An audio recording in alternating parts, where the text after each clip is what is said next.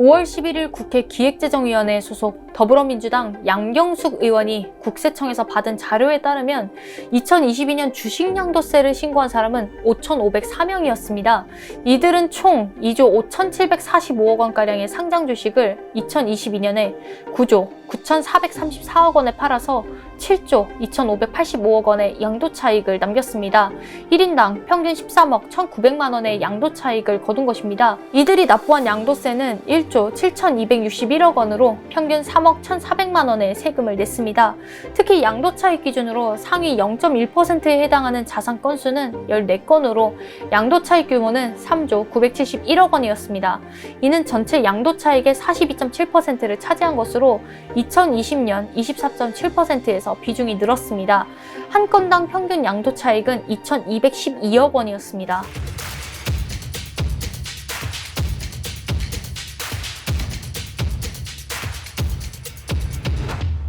주식양도세는 직접 사업년도 종료일에 종목당 10억 원 이상을 보유하거나 일정 지분율 이상을 가진 대주주가 과세 대상으로 상장 주식을 팔면 양도차익에 대해 20에서 25%의 양도세를 냅니다. 윤 정부는 2023년 말에 시행령을 개정해 대주주 기준을 종목당 10억 원에서 50억 원으로 완화했습니다. 올해 1분기 기준 나라 살림 적자가 75조 원에 이르는 상황에서 윤석열 정부는 재정을 고갈시키는 부자 감세에만 골몰하고 있는 것입니다. 민생고 해결을 위해 증세를 해도 부족할 판에 주식 부자의 세금을 깎아주는 건 국가 재정을 악화시키고 양극화 해소에도 전혀 도움이 되지 않습니다. 국세청의 상장 주식 양도세 현황에 따르면 주식 양도세 신고 인원은 전체 투자자의 0.05%에 불과하기 때문입니다. 그런데 양도소득세 과세 대상 대주주 기준을 50억으로 바꿔 종목당 10억 원 이상의 주식을 보유한 9,200여 명의 대주주가 주식을 팔아도 양도세를 낼 필요가 없게 된 것입니다.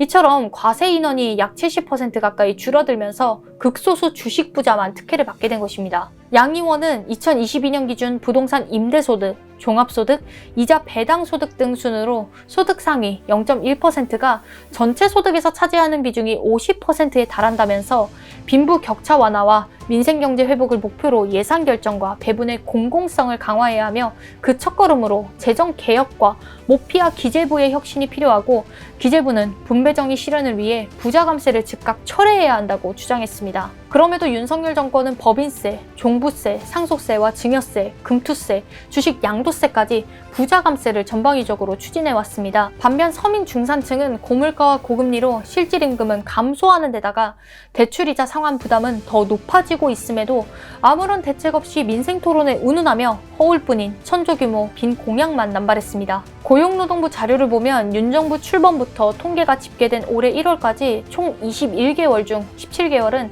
실질임금이 감소했으며 특히 지난 1월 실질임금 감소율은 11.1%에 이릅니다. 2023년 외식업체 폐업률은 21.52%로 코로나19가 가장 극심했던 2020년 96,530개 업체가 폐업한 것에 비해 약 82.6%가 증가했습니다. 그런데도 윤 정부는 건전재정과 긴축재정을 고수하며 민생복지 지출을 줄였고 심지어 윤 대통령은 빚을 내서 현금성 재정 지출을 늘리는 것을 미래 세대에 대한 약탈로 간주하기까지 했습니다. 그러나 이대로 가다간 미래 세대는커녕 소수 부자들을 제외한 다수의 현 세대가 대거 몰락할 처지입니다. 우리는 지금 코로나19 팬데믹 경제 후유증에 이은 러우 전쟁 발발 여파로 인해 에너지와 식량 가격의 폭등을 겪고 있습니다. 뿐만 아니라 경기 침체와 환율의 급격한 변동까지 대외적으로 매우 어려운 경제 상황에 직면하고 있습니다. 이럴 때 정부는 개인과 기업이 리스크에 대응할 수 있도록 도와주는 역할을 해야 합니다. 그런데 윤 정부는 리스크 대응은커녕 세계 경제 리스크를 변명 삼아 자신들의 경제정책 실패를 감추기 급급합니다. 윤 정부는 총선 대표로 우리 국민들의 심판 목소리를 분명히 확인했습니다.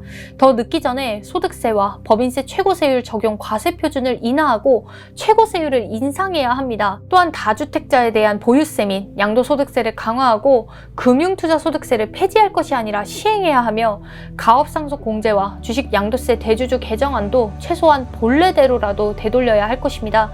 또한 양극화와 불평등을 완화하기 위한 서민층 및 취약계층 지원 방안을 우선적으로 실행해야 합니다. 전면적인 경제기조의 변화가 없다면 윤 대통령 시기에 국가의 버팀목이 되는 중간층과 서민층은 회복하기 힘들 만큼 상당히 크게 붕괴될 것입니다.